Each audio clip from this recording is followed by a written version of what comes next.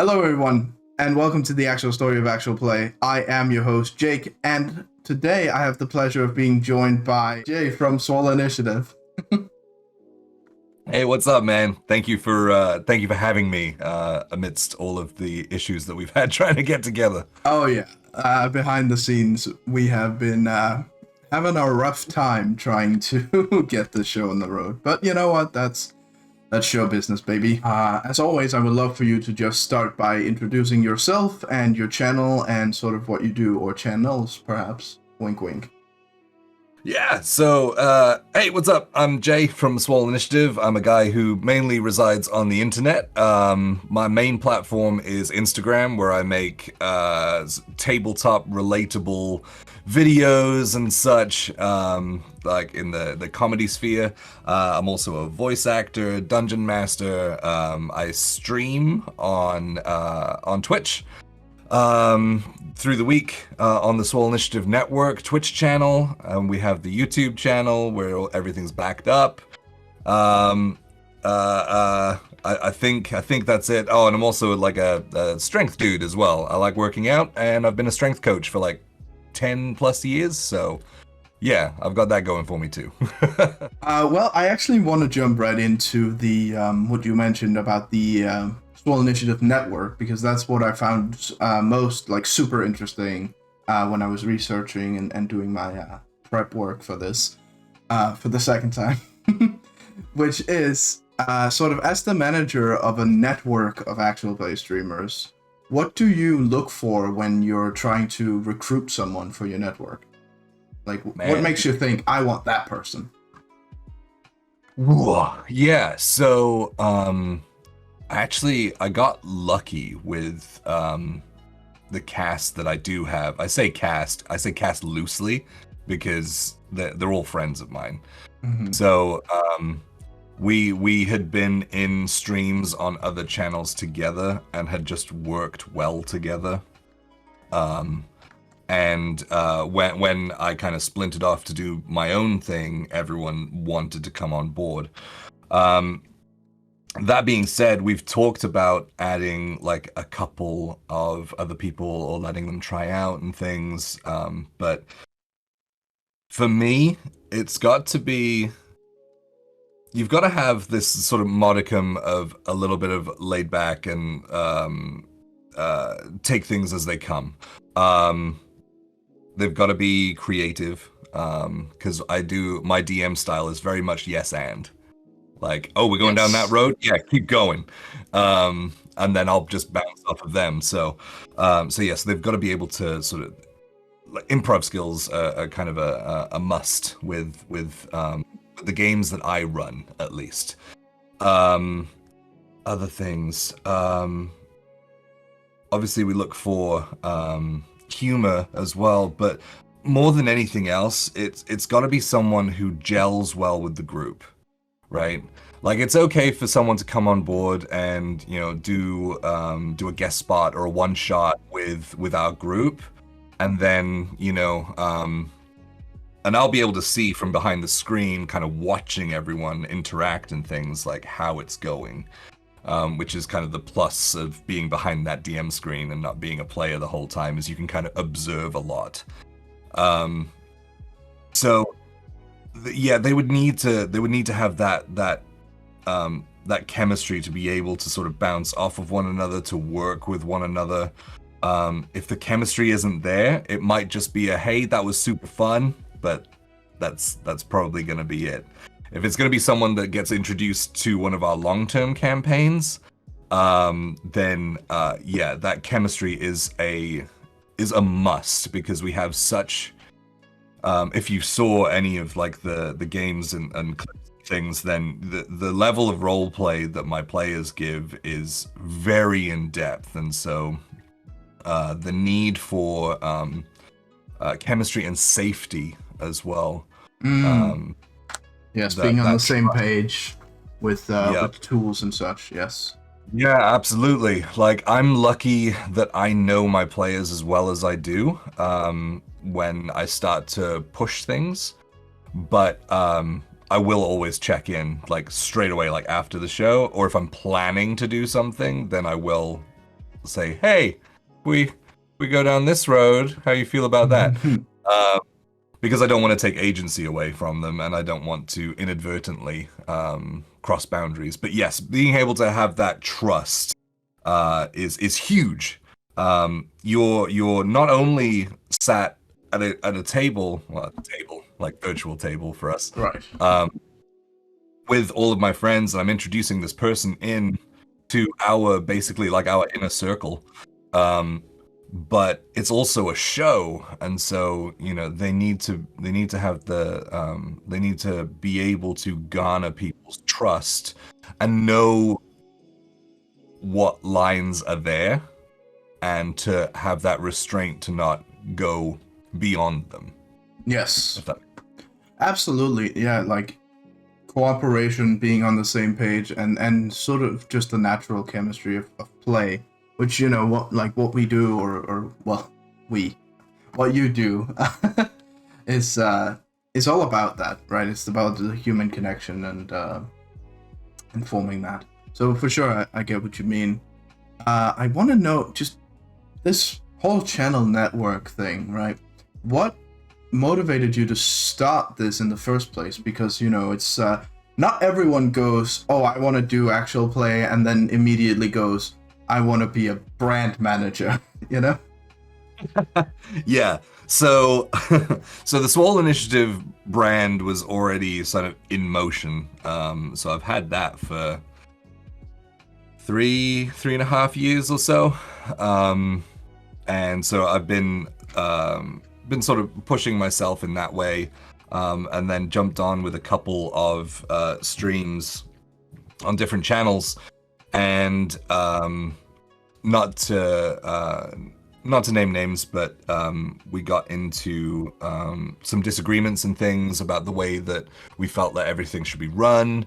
And so I was like, hey, I'm gonna just take my sort of take my show, and I'll go elsewhere, just to not fester that negativity, because whatever they want to do, I don't want to be like that weight that's hampering everything. So it's like, if that's the way you want to run it, then you run it that way and I'll run mine this way. And then I figured out how hard running a Twitch network is. Multiple other personalities and people who all have day jobs and things as well, myself included. So yeah, that's kind of what spurred it on, was just I wanted to run my show the way I wanted to run it.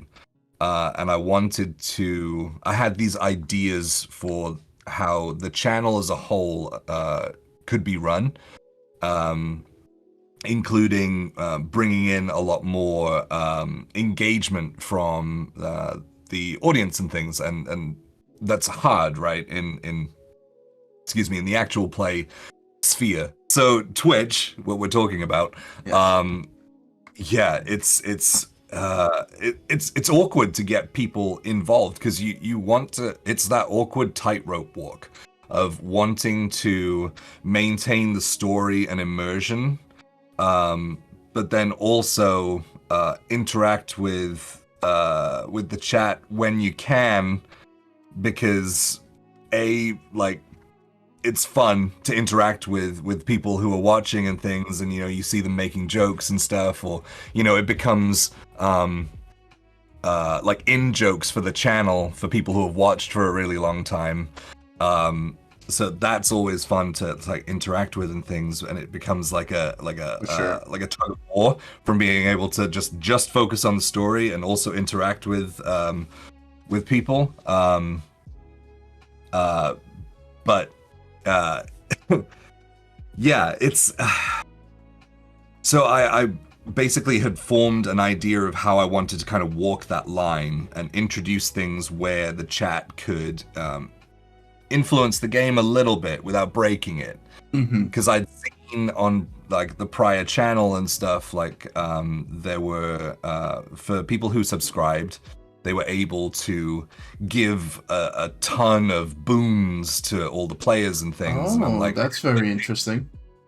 Yeah, but it kind of gets game breaky because it was based on luck points and inspo. Ooh. Yeah, like luck points are fairly broken as a feat, let alone just being able to have, because you get like 10, 15 people who are subscribed in the chat all throwing stuff at, and then it's like you don't get to fail anything because it's just I'll just keep re-rolling till I succeed. Yes. So what we came up with, which we borrowed the idea from our friends at D20 Deathmatch, if you know them. Vaguely heard of it, yes. Yes. So they run like big theatrical PvP stuff. It's really fun. Might have to check that out. Yeah, do. They're amazing streamers as well. Like really, really professional. We've actually leaned on them for a lot of tips on how to do things with Twitch. But so we borrowed our flex points from that, which on their channel counts as hero points. But basically, they're just channel points, so everyone gets to earn them by watching. You can spend points on players. For us, it's 1,000 channel points per player per stream. So it's limited, right? And you have to get 10,000. Preventing it from getting out of hand. Right, and it doesn't always happen every show. Right. But sometimes we'll get 10,000 on one player, and they'll get a flex point, which is basically like a rule of cool rather than sort of something mechanical. It's the opposite. It's like, I want to use my flex point to do this extra thing which I know I wouldn't be able to do, and they have to flavor it and put narrative and weight to it, and it ends up being some of the coolest moments end up being influenced by the chat. So that way it sort of gets to feel special when it happens. Yes, exactly. Yes. Yeah, and it's use that it makes or a lose. lot of sense. It's use it or lose it. So like if they don't use it by the end of the stream, it's gone. So that gets creative juices flowing when people have a flex point. Like, what can I do? What can I do? They're always looking for that extra little bit. We've had awesome moments. I won't get too into the descriptions and things because I could talk for hours on it, but moments where a player had gotten this magical sword that was needed to get it back to another player across the map, was getting knocked down, was getting knocked unconscious, and so used his flex point to take the damage but through the sword. So I was like, yeah, okay, and we rolled dice to see how far it got there, and it got like one square in front of the player that it needed to. That's awesome. Yeah. So it was able to run up the next turn, and everything rolled on from there. It was really cool. You mentioned a little bit earlier during your introduction that sort of your main thing is these Instagram short form comedy videos about tabletop gaming. How do you sort of balance? Because I watched a few of them, and most of them are very funny, like skit stuff. But some of them are more like, hey, did you know this cool thing about the game? Stuff like that. So I just want to know what your, if you want to call it that, a writing process. Like, what's your, how do you make these short form videos? Is it just hot topic? Is it just state of mind? What's going on? So, a lot of the like the TikTok style reels, where you use other people's sound. What I'll do is I'll just flick through, because I'll just be digesting reels anyway, just for my research and things. If something's trending, like recently I did that Wes Anderson D&D night for but make it Wes Anderson. Yes. So that was a trend that was going on that was like, I bet I can relate this to D&D. So I'll do things like that and see if there are trends going that I can make relate. But if not, I'll just be listening to the sound rather than sort of watching the reel, because the reels can be about anything. But if there's a sound that I hear that is that instantly twigs an idea in my head, like I'll save it like initially, because I don't have the time to just like do reels whenever I can. But I'll save all those sounds, which can be which can be sort of detrimental, because I'll save a bunch of sounds and I'll be going back through it and I'll have no idea what my idea was for it. A sound that's to do with a trend and then be like, I have no idea what this is. Oh boy, can absolutely relate. Yeah, so I've got piles of sounds that I've just never gotten around to doing. Sure. But yeah, so the ones that will stick out to me will be, I'll relate a ton of things to D&D. And then the ones that I really want to make are the ones that I feel like most people could relate to. So I want to have like those, like I did the sound of the hammer like on the anvil, going one after the other, like ting ting, and it was me making my 860th character on D&D Beyond that I'll never play, and things. And it's like all those different things, the stuff that I know that we all do, but I'll try and sort of make it funny, where it's kind of like I get a ton of comments that are like, why are you attacking me? I'm in this meeting. I don't give my permission. Like things like that. But it's self-deprecating humor. It's me poking fun at me. But then other people being like, oh man, yeah, me too. Oh yeah. I mean, relatability is like a huge content type these days for sure. People because we're all nerds in the same space, so we all end up sharing quite a few habits and such, for sure. That's it. And D&D is like, up until it's still expanding, bigger, but but it was always such a niche thing that if you saw, like, if you're a D&D player and you see something that is D&D, you instantly share it with like all of your players, everyone that you know that is also in there. And you're like, look, thing, and it's about us. That's us. Yeah, for sure. And it was the same with clothing and stuff, right? Like when places like Hot Topic and stuff started stocking like generic sort of D&D gear and things, like I've got some of it because I was like, oh crap, like this is really cool. It's not just like someone like throwing together a design on Canva or whatever and just printing it off on Etsy. Like it was like actual like licensed merchandise that looked really cool. So it's one of those things where it's such a community driven hobby that when you find something, you instantly have to share it with everyone who will understand. You mentioned just now that you've worked with Norse Foundry and still do.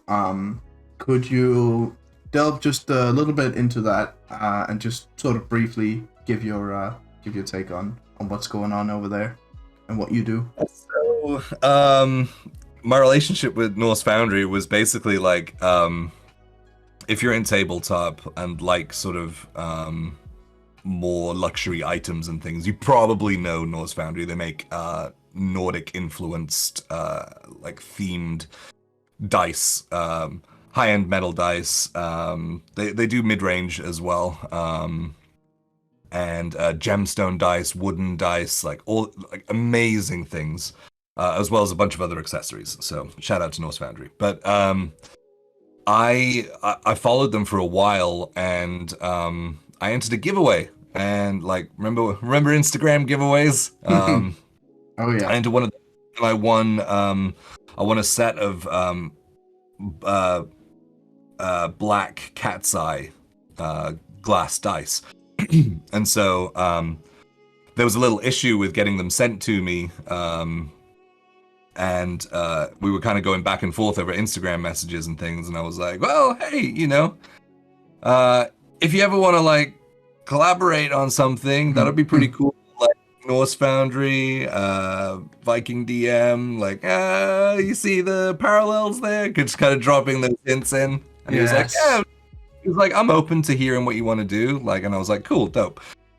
And that was before my sort of social media explosion. And so I didn't really do much with it until the channel was was starting, the Swoleinitiative Network channel was starting, and then I went back to him and I was like, hey, so remember you said that you'd be open to collaborating? And then, so he came on as our first brand partner. They help us out with like ton of giveaways and things on the channel. That we hit when we hit sub goals, we give away dice. We've given away like authentic gemstone dice and things on the channel. It's really cool.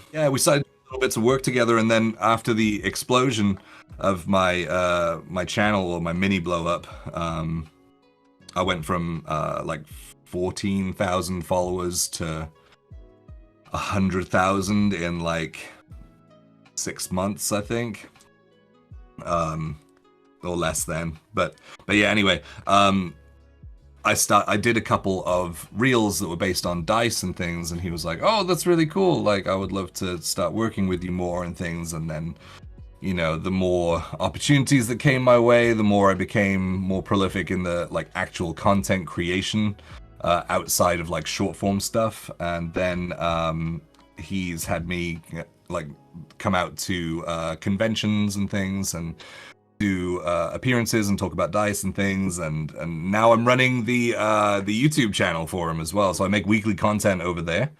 It's basically the line that I run is Norse Foundry Foundations, which is like super entry level information that I feel is almost like kept secrets.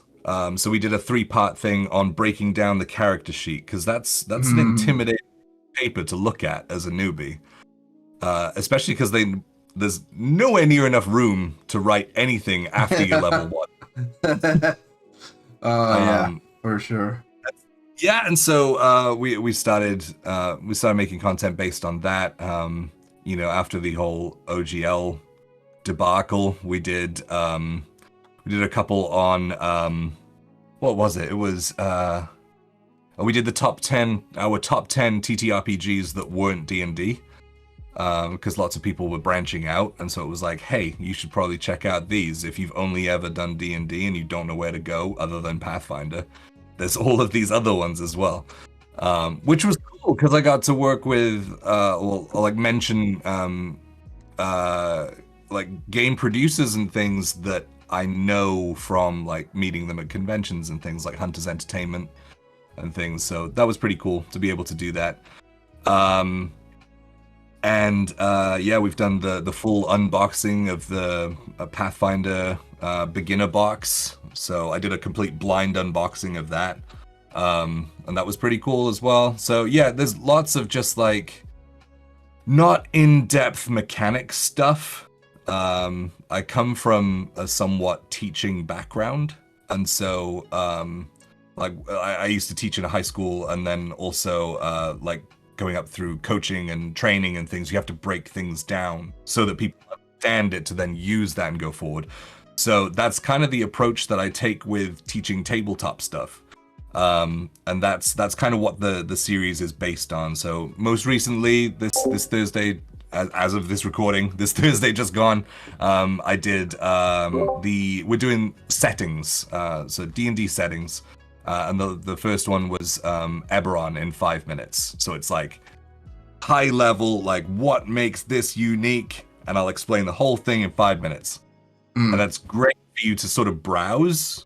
Once we have the whole series up, it'll be a great thing to just kind of jump through and see which setting suits you best for your next campaign, like all those kind of things. I'm sorry, good inspiration material. No. I mean, I trust me. I'm glad whenever my guests ramble, because that means that it's actually something they care about. You know? Oh, absolutely, yeah. And the whole thing, the point of difference that I'm trying to make is there are a million videos about Eberron. But you know, they're the whole series for like all of the other ones are like 5 40-minute videos that make Eberron, and I'm like, holy crap, because because I know me, like with my squirrel brain, like if I get on YouTube and I search in like, oh, I want to know more about Eberron. I saw the cover, it was kind of cool, robots and stuff. Eberron explained or whatever into Yes. YouTube. There's a 40-minute video and a 5-minute video. I'm gonna click the 5-minute one. Yes. Yep. Us ADHD gamers, we got us. We need those 5-minute videos. And then you can go into the 40-minute videos when you're sitting down and doing stuff and you have it in the background. Yes, I love the long, drawn-out lore videos and things. I love it. One of my favorite podcasts, my friends at the Dungeon Cast, and they do deep lore dives, and I love that stuff. Yeah, video essays are awesome. Yeah, but for me, doing content for beginners, I'm like, let's make this as simple as possible. Because I feel like there's a big gap with informational videos in D&D, because lots of people who make D&D YouTube channels have been playing it or DMing for years, and they kind of forget what it's like to be like a day one beginner a lot of the time. And so that's not really who they are aiming their content at. They're getting into the weeds with things. So I feel like there's this little middle gap there that I can fill with like, hey, this is basically what this is. Like, don't overthink it. This is basically what it is, and that's what I'm aiming. You did a video for Norse Foundry with top 10 non-D&D TTRPGs. Could you just delve into your experience with other TTRPGs and sort of what that's like, and just the world outside of D&D in tabletop gaming?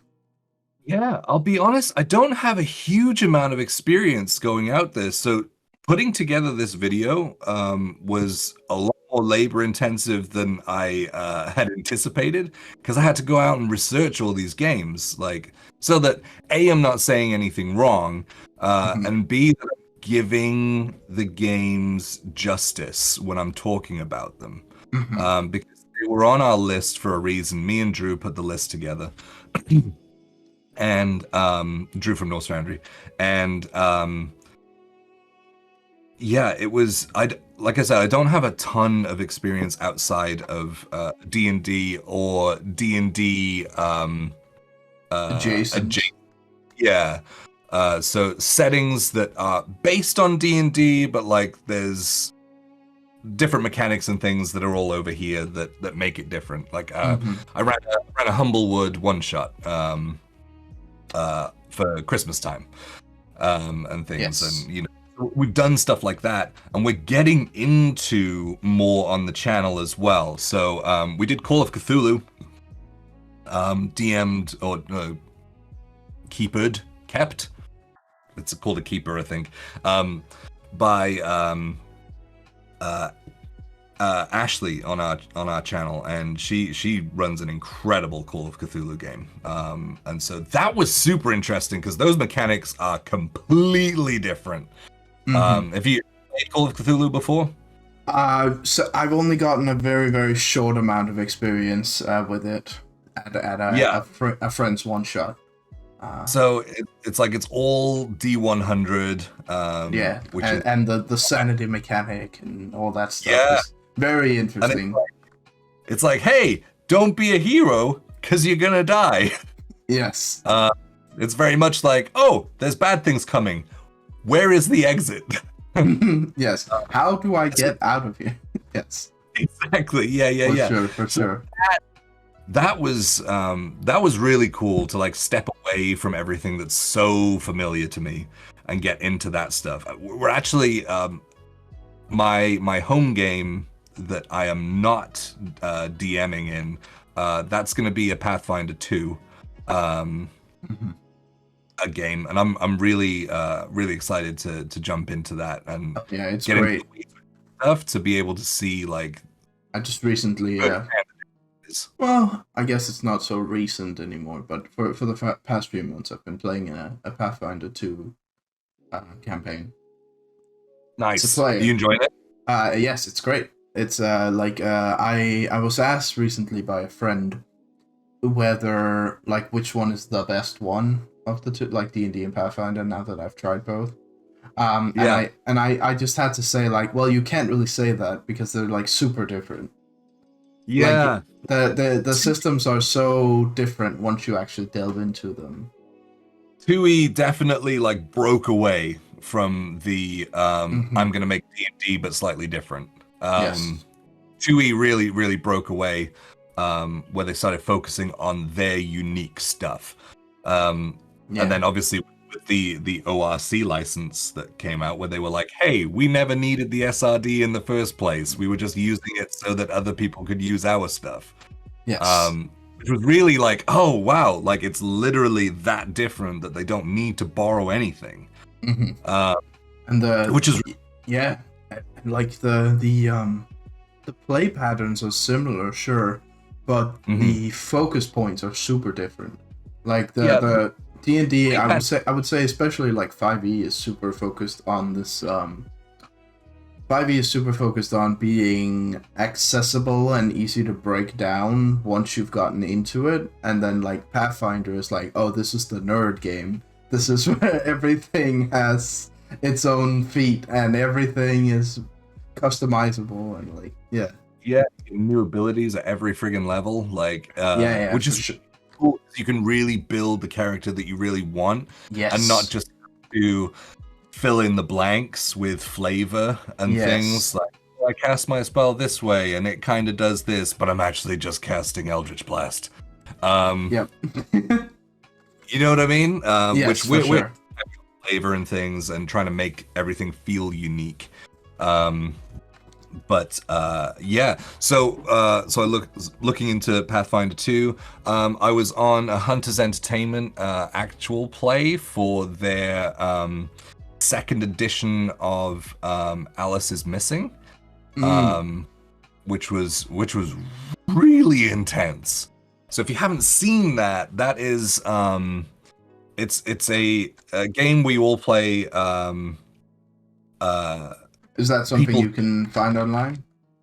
Oh yeah. The actual play that I was in is up on It's Hunter's Entertainment. okay. Fantastic. I'll put it under the description then. Yeah.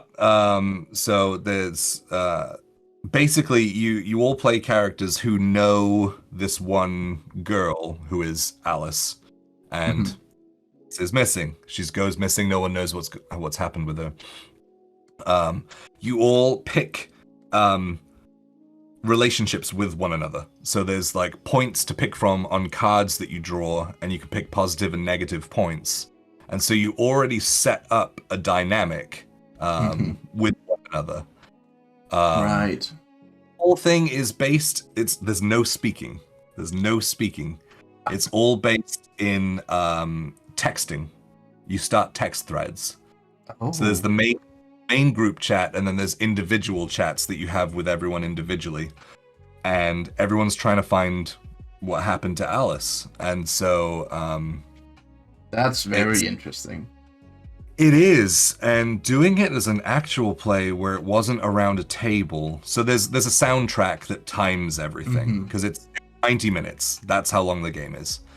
Um, and every so many minutes you have to turn over another card and then work that card into the narrative. So it might be a place, a person, a suspect, an item that's found, anything like that, and you kind of try and just improv it into the situation. But no two people can be in the same place at the same time. So you kind of have to figure that out. No one meets one another. Oh, Um, so it's an and so actual play without speaking or interacting. yeah, and so the Wild. difference doing it online is and a friend of mine, Omega, Critical Bard, who was also in it, said because he played it before, was like, hey, it's way more interesting to cover the cameras on Mm. your screen. Cover the cameras so you can't see anyone. Yes. Um, and so doing that creates so much more like nuance because there's you're trying to interpret what someone's saying without any tone. Just like, when you send a text to someone and they're like, hey, what do you mean? And I'm like, oh, this. And they're like, oh, okay, I understand now. That kind of like, wait, what Oh moment yeah. I happened? mean, over text is always much different to interpret. And so, you end up not being able to read body language and things. And so, and the music like swells as it gets close to the climax and things. And so it's very, very intense. Awesome game. But yeah, so that was probably the most recent non D&D game that I played. Is something you have mentioned before, which is the OGL 1.1 fiasco. Yep. Yeah. So, for those who are watching this who may not remember what went down or may have not been online enough to even follow it, like brief rundown of what happened. Ooh, okay, so this is my neutral take on what happened. Well, you don't have to be neutral on this show. Just to clarify, I'm being neutral because we're doing like a rendition of basically what happened as far as everyone knows. Obviously, there are sides where there's probably opinions and actions that were taken and things that aren't public. So my public knowledge of what happened, with the shift to 1D&D, Wizards of the Coast, which owns the Dungeons and Dragons property, although does not own the game. That's us. Yes. They own the property. So with the switch into 1D&D, they made what they described to be as an oversight, with the intention of stopping bad actors from creating bad homebrew, and making it sort of public and things, like putting it on DM's Guild, putting it on D&D Beyond as public use and things, and stopping all of that stuff. They were basically clawing a lot more control back over their property and kind of shutting out a lot of that was the labeled intention, was shutting out a lot of the bad actors and hateful stuff that's in homebrew, which had we have not seen a different consequence, one might say. Yes. So like that was the narrative, and now we'll go into the mechanics. So the mechanics of what happened was they slapped a bunch of contracts in front of some prolific homebrew creators. Some of my friends, Haas from Dungeon Scribe, that made all of the Critical Role item artwork for their Munchkin game. Griffin Saddlebag, who's like pretty much everyone who reaches outside of the standard books for other new things will know of Griffin Saddlebag. People like that, with this NDA, and then a contract, which they claim was a draft, hence the 1.1, where it basically said that if you're going to continue to create homebrew, you basically need to treat us like the IRS and send us all of your earnings and things, and there were royalty charges based on the amount of income. And what it seems like is that they were going after people like Kobold Press, like these huge companies that were born out of the original OGL, which basically saved Dungeons and Dragons. Yes. Because they were tanking hard. They released this OGL and being like, hey, make this what you want it to be. And people were like, that's amazing. And so a lot of companies, third-party created companies like Kobold Press, I have some friends that work with them, they became like really big companies. And so I think they wanted to kind of claw back a lot of that missed revenue that they had from not making it a like a royalty license. Mm-hmm. But it affected a lot of people that that I'm friends with, and so in a very negative way, they were going to slap like 20% charges on Kickstarters and things that were based on 5e, which like is astronomical. Mm-hmm. It's a 20% charge if you succeeded or failed in your Yeah. Kickstart.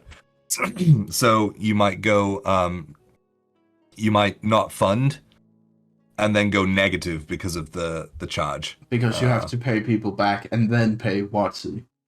Yep. Yeah. And so so there was a lot of discourse around that, and it really fractured the community, which was heartbreaking to see.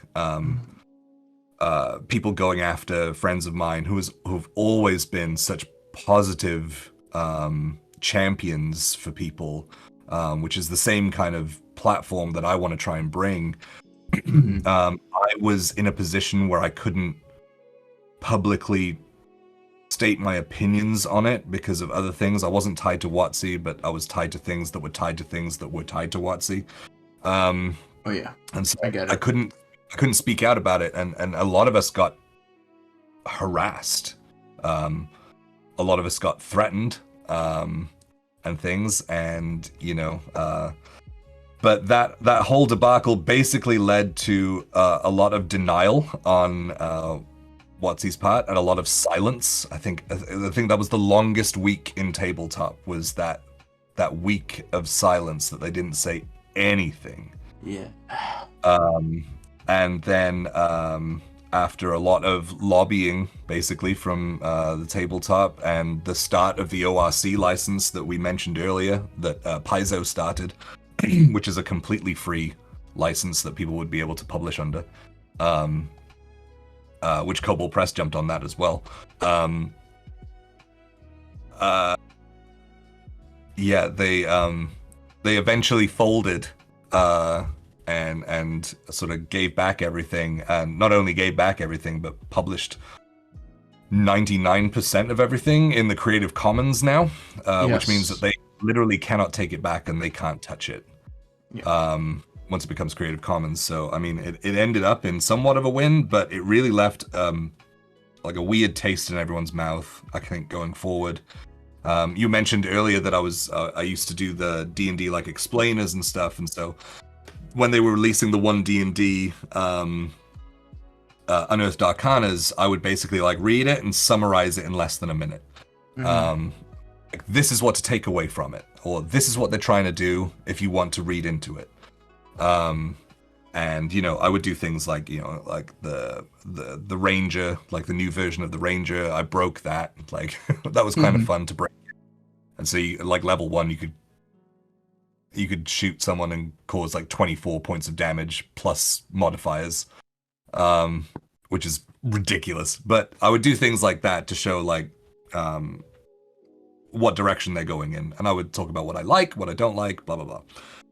Now I don't really do any of those. I don't know. I'm not as excited to do it. I was really excited about 1D&D, and I guess a lot of that excitement kind of got taken out of my sails a little bit after that, and watching what my friends went through. Like I mentioned Kelly McLaughlin earlier, from Dungeon Dudes. Dungeon Dudes had a book out that just broke $1 million on Kickstarter, which was like nuts. Like, awesome. So excited for them. Yeah.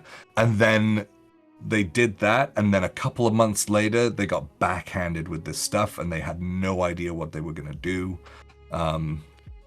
But yeah, so we had it was it really made it like much, because there was always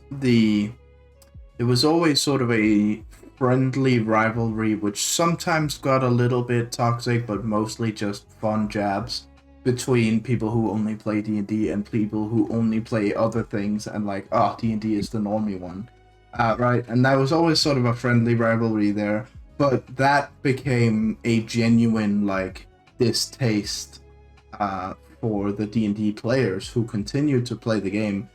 From a lot of people after the OGL thing, it became, kind of like well, not to use a much more serious real world example, right? But kind of like the scabs, right, during strikes back in the coal miner strike days, right? It's like people who continue to work with the company is like looked down upon.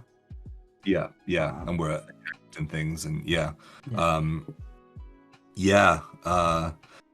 It was a weird time, and I was having like really real conversations with my players on my streams and stuff, like talking about like, hey, well, we have the option to go elsewhere. The story is still the story. It's just the game is, and we ultimately decided to stay with Dungeons and Dragons, like even before the OGL had kind of finalized and turned into what it was eventually going to turn into. Decided to stay, and it was based on that fact, the point that I made at the beginning, where they might own the property and they might own the name and the image of a beholder and an owl bear and all of these things, but they don't own the game. Especially they don't own our stories. Exactly, and especially when it comes to things like My World of Galia, which is all homebrew.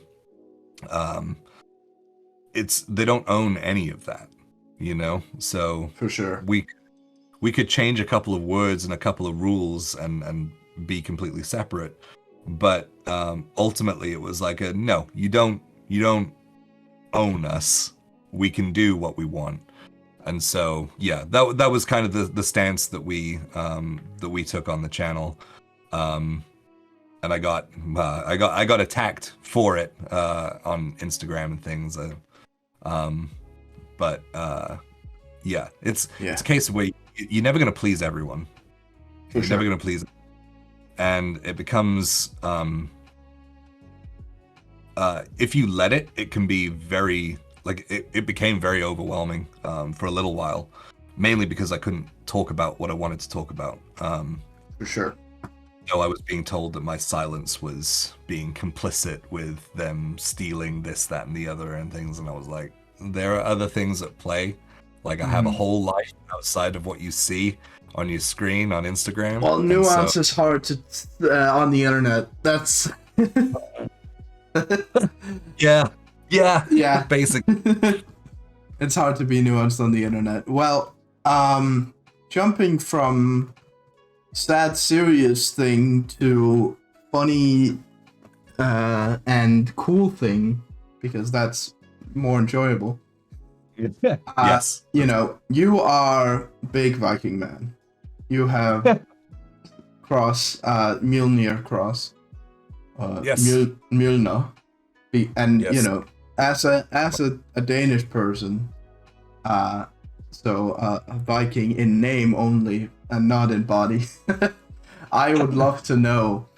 I would just love to know, like, what are some of your favorite Norse myths and legends, and like, what do you like about this mythology, and how has it inspired your work, your style?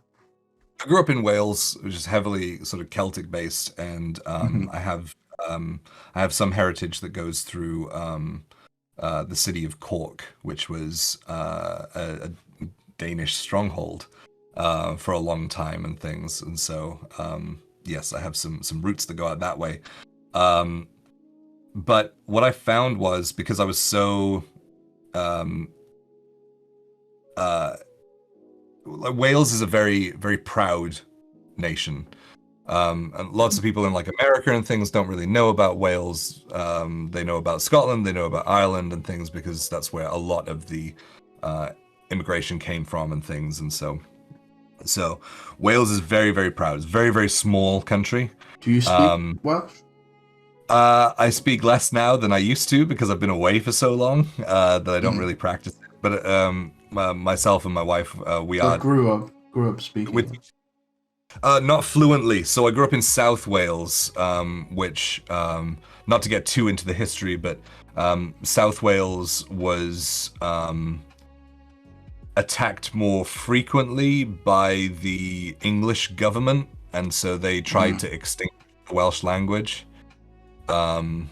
and so that I was brought up in Wales during that time, that low, and then as I was growing up and leaving, there was a huge resurgence, along with like the political grabs for like separatism from the main government in England, but to get beyond that, all of our stories and things, and all of our lore and Celtic beliefs and things, they're heavily taught.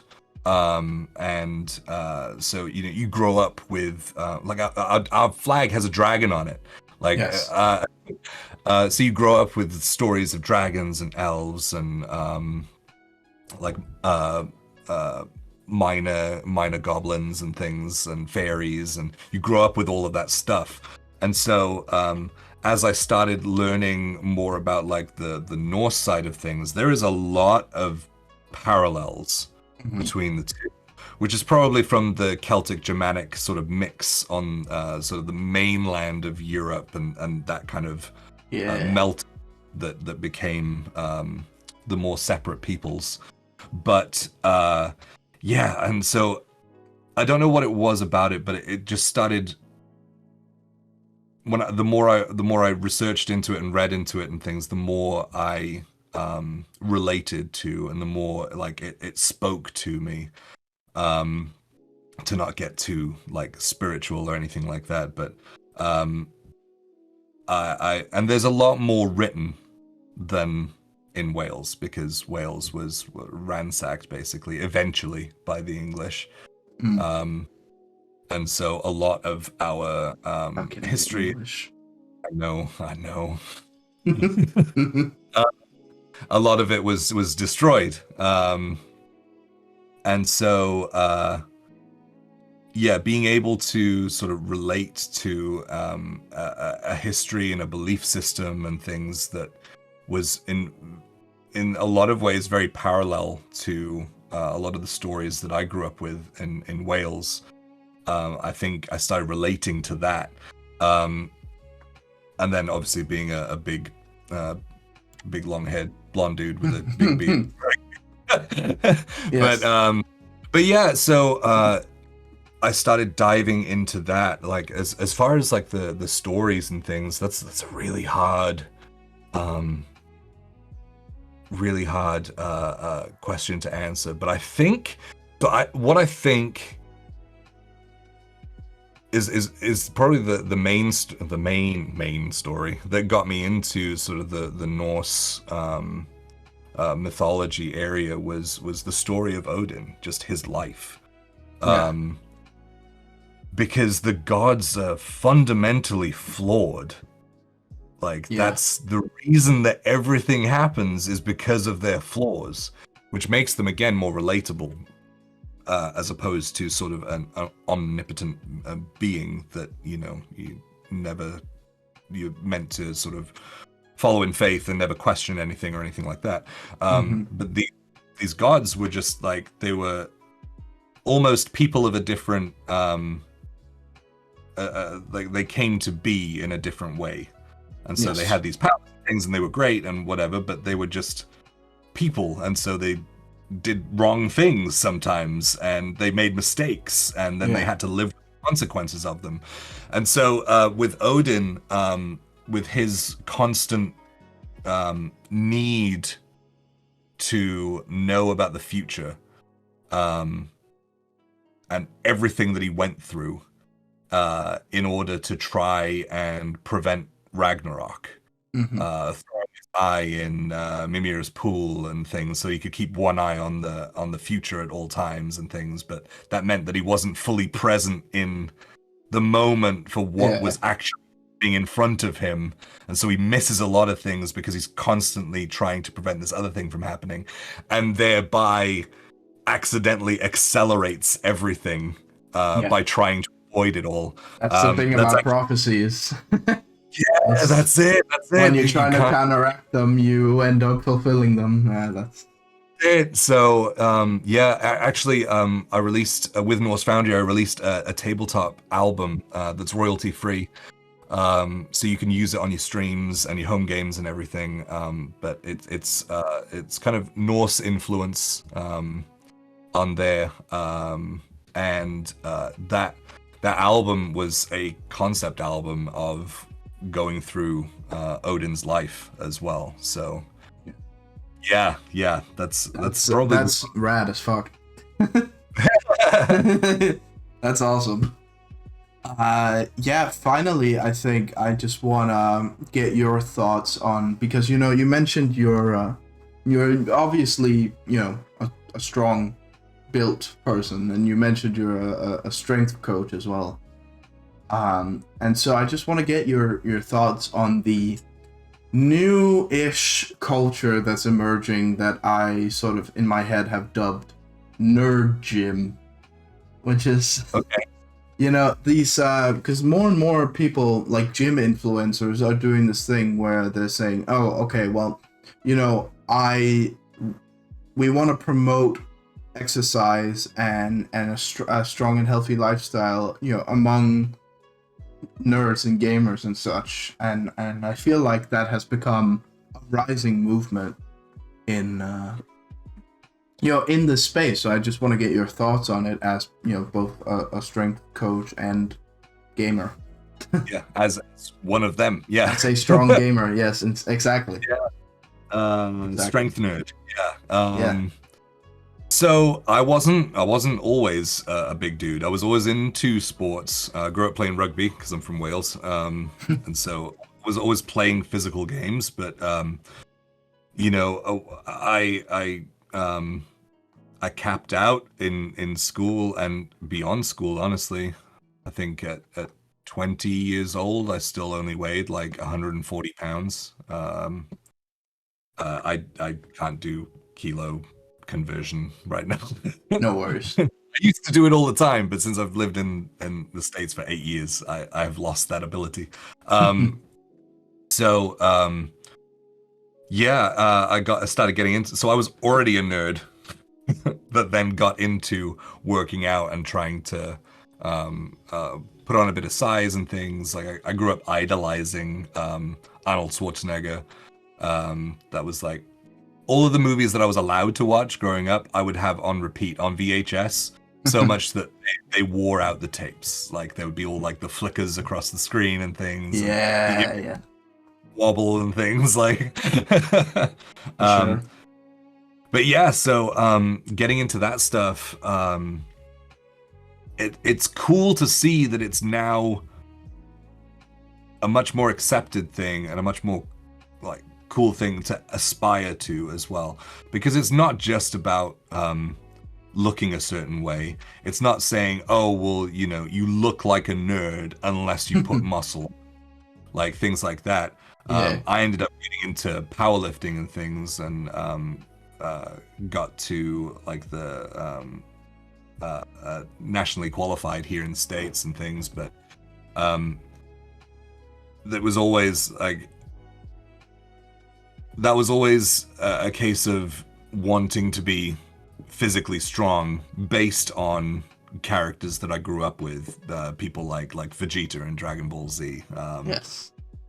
And I've since gotten to meet Chris Sabat, who is an incredible human being, who voices him in the dub. But all of those people that just like overcome things, that is how I kind of related it to like lifting and things, overcoming adversity. But it's really cool now that it's not flicking back, that it's more about health. You don't have to train a certain way in order to be like completely jacked. Like you can strength train and have great joint health, and you can have enough muscle on you so that when you get older, if you fall, you don't break in half. Like things like that. And I think a lot of people are now seeing the generation above us going through, or the maybe two above, going through all of these things where they were taught like, oh, once you get old, like you just don't exercise because it's too hard. Yeah. And things. so you're seeing the fallout from all of that, and so I love that nerds are kind of getting into it, but they're getting into it in a way that they can fly their nerd flag, right? Yeah. So I've been sponsored by a company called Flex Comics for 7 years, and they put out just it's two guys from their home in Arizona, and they put out all of these nerdy like fitness designs, and they have done for like 10 years, I think now. And I love seeing the growth of that, because it's not just nerds that are getting into fitness. It's also fitness people who aren't afraid to fly their nerd flag now. Yeah, for sure. So it's kind of coming from both sides, right? So you get tons of like massive jack coming over to the booth at Flex Comics and things. Hell yeah. And being like, I want the Barbarian Bobby t-shirt. That's awesome. And it's like, yes, do it, man. Hell yeah. And I think really what I believe Abria Iyengar said in one of the interviews that she was on, I really think that's true, which is that athletes and nerds are fundamentally the same thing, because yes they're both just people who are really passionate about a thing and will go really in depth on a thing, and so like they shouldn't fight. We should be friends, Absolutely, yeah. And so I love that this barrier of like nerds versus jocks is it's dissipating, and I think a lot of that is honestly down to video games. I think now that video games are more accepted by way more people, and I haven't played video games in a really long time, but now that there's such like a wide audience of people who just game, like that's their thing.